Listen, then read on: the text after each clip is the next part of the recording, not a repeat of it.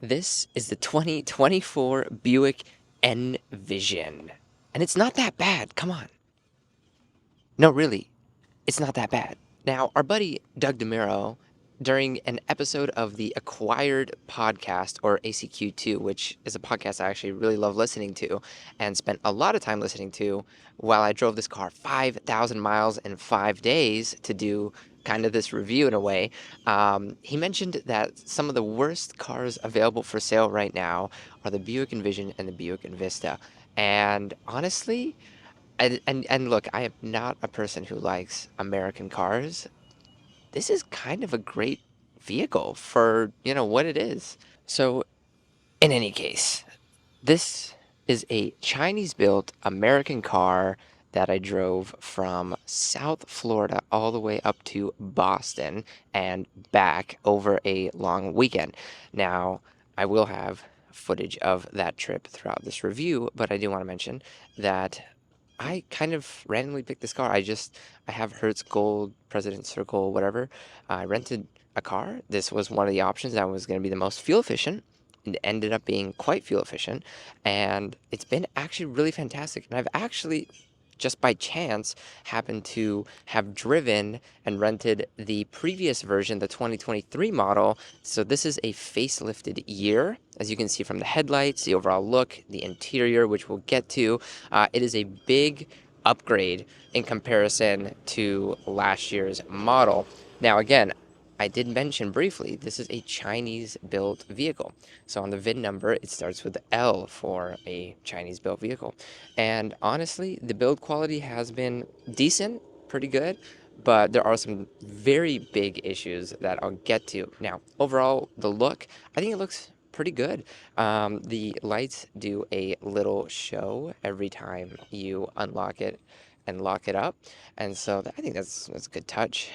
It looks kind of like a Buick, the new version. It looks more young, which is what they're going for with this newest design model that they're going for across all of their vehicles, from the Envision, the Envista, and even their largest models.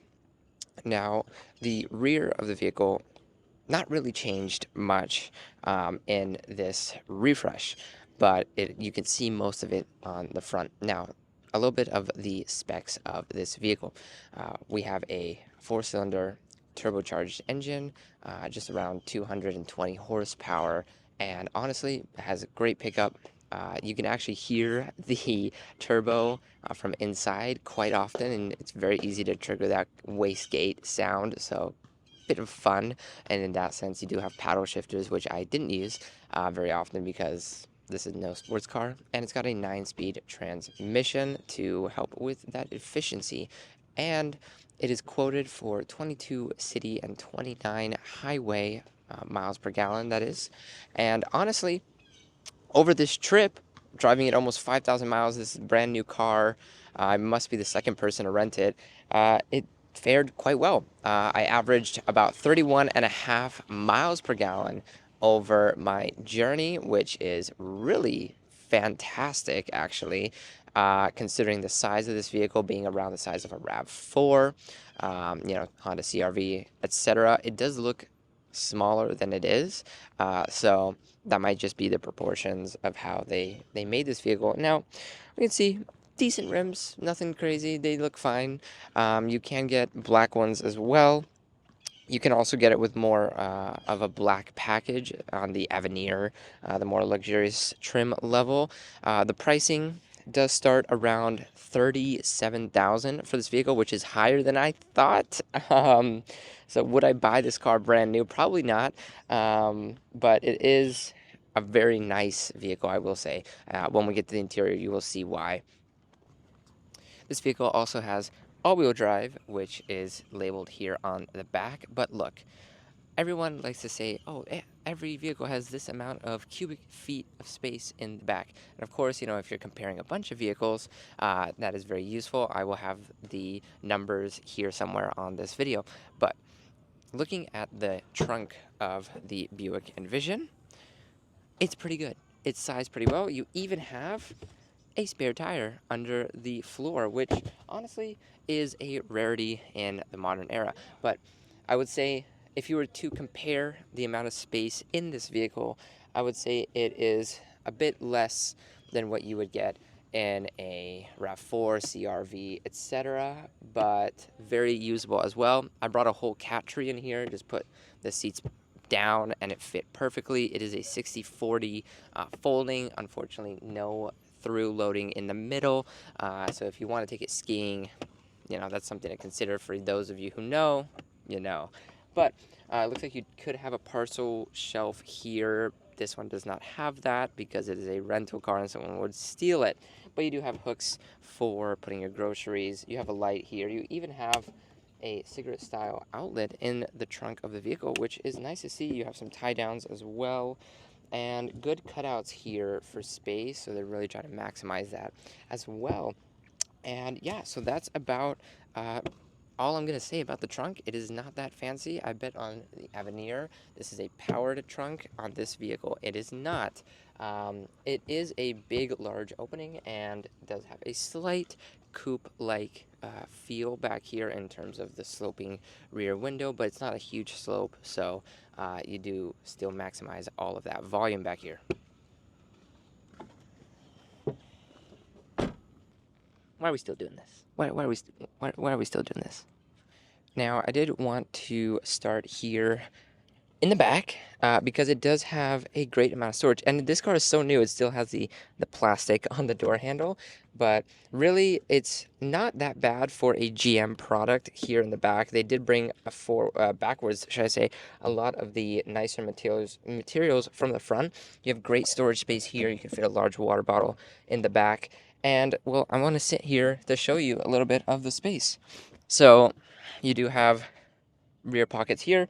You have your ISOFIX attachment points for your kids' seats here. You do have rear air vents. You have USB-C charging and USB-A. So nice to see both of those.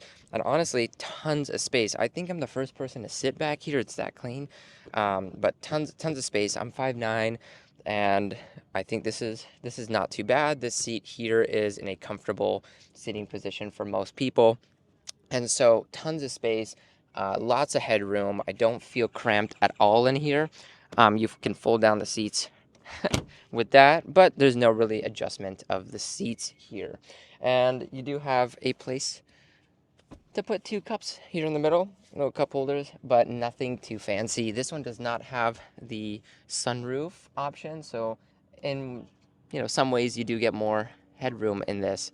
And the windows do go all the way down. Car's not on, so I can't do that, but they do go all the way down, which is really nice, but we're going to get to why that's also an issue later. All right. Let's check out the interior of this Buick Envision. Now, as you can see, we have a massive screen here. I believe it's 34 inches across, but it is quite short. And so that's kind of the first thing that your eyes come to. But I will say, the second I got in here, one, I noticed it's way better than the non-facelifted one, so the old one. You get this split opening center console. You have tons of storage here for phones and devices. You even have storage underneath the center console, which you didn't before. 2 cup holders, your volume knob, which is really satisfying to use. I mean, just fantastic. If you open up the compartment here, you've got a wireless charger, cigarette style charger, and you have USB-C and USB-A, which can be used for CarPlay and Android Auto. But this vehicle has wireless Apple CarPlay and Android Auto. You also have your climate control buttons here, which has been fantastic during a road trip. I don't have to go through the screens. Just set it to auto, change the temperature and the fan speed here very easily. They are the toggle style switches, which is nice. And as you can see, it is one continuous screen. Other car companies will say, oh, we've got a 54-inch screen or whatever. But it's not one continuous screen. There's usually 2 screens next to each other or whatever. And then there's Mercedes with, I love Mercedes, but man, they say they have the biggest screen in the world, but it's not one screen. The hyper screen is like 3 different screens, and then they count it as one measurement. So no. Now, what's really cool about this is GM actually has like nice build quality in here and nice materials. So the steering wheel feels really nice. They are mowing the lawn at the park that I am filming this at, so I hope you can't hear that. But where is that coming from? Okay, well, anyway, so the steering wheel with the column mounted gear shifter, really great actually. I love a column mounted gear shifter. Feels really good. Feels like a nice steering wheel. Lots of buttons on here. Tactile feel. Tactile feel. My goodness, can't speak. Everything you're going to need from here. You also have adaptive cruise control, which I use a lot with lane keep assist. The lane keep assist does bob between the lanes quite a bit, so that is annoying on a road trip. Sometimes it looks like you're swerving around. You have a heads-up display, which honestly is quite a bit fuzzy, but it's there. You have a ton of ambient lighting that, let me see if I can turn it on. During the day, it doesn't really turn on, but you have tons of different colors that you can set the ambient lighting to, so don't worry, you're going to find one that you like. It's only in the front of the vehicle, so you have it on the doors and along the dash, but still looks pretty good. You have some faux leather everywhere, some different materials around, some wood looking material, and the seats are not heated and cooled in this trim, but they are in higher trims. Other than that, you, of course, have all the other safety features, rear cross traffic alert. You also have a 3D camera, which looks really good, actually. I'll show you that while I'm talking here. But you do have a full 3D camera of high resolution. And with having Google built in to everything on this vehicle, it's actually really nice if you own it. Now, of course, if you're renting it, you can't use these features, but having Google Maps, the Play Store, all that kind of stuff built into this vehicle, which is running a version of Android. It is the Android Auto built-in system now, similar to what Volvo will be using as well. But having that is really nice. So you technically don't even need to use your CarPlay, and you have your Google Podcasts, etc. The only thing is that you're going to require a My Buick account and a data connection, which is quite unfortunate. But I bet they give you like a year of that for free when you buy the car. Now, some other things. I just love that American cars, specifically GM products, include volume and next track buttons on the steering wheel. Why is this not more common? This is a great feature. Speaking of volume, the speakers are pretty good. They are a Bose system in this vehicle. They're not mind-blowing in any way, but they're good. They get the job done. These seats have been actually incredibly comfortable. They are, again, the faux leather. They do have some perforations, which helps, but let's get to a few more of these features. All right, so I just want to talk about, before we get to those other features, I want to talk about some issues. Now, I did mention I drove this car 5,000 miles, and I feel like that gives me a little bit of authority to speak about what are some issues with this vehicle after driving that much. I mean, I spent a lot of time in this vehicle, the equivalent of, you could say, half a year of someone's driving. So, some things I noticed which were kind of big issues. This does have automatic braking. That is one of the features, right? If you're about to get into a collision, it will automatically hit the brakes. Now, that is otherwise a wonderful feature.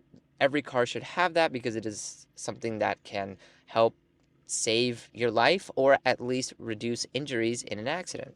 Now, the only issue is this vehicle would automatically brake at times when there was no issue. A lot of times, if you know about what it's like to drive in a city, you're often speeding up and slowing down quickly or trying to stay pretty close to the car in front of you. And a couple times, about 3 or 4 times, this car hit the brakes. And of course, when it does do an automatic braking situation, it will hit the brakes as hard as possible. Of course, ABS kicks in, and it will use the parking brake or emergency brake.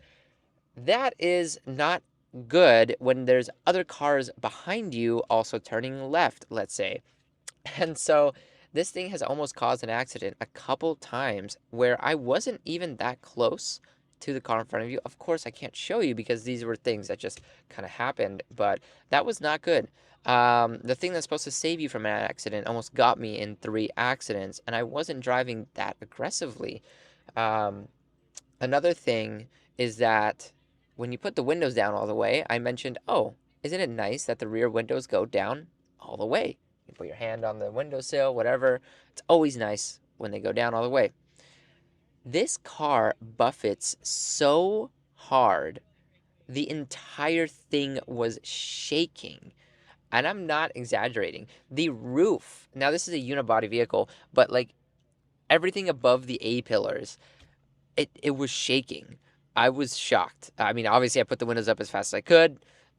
Let's just say I stuck to the AC, which works great. But that was a scary situation in terms of I never felt a car be that unstable using just putting the windows down in the rear. Of course, buffeting happens in many cars, but this was the most aggressive I've ever seen.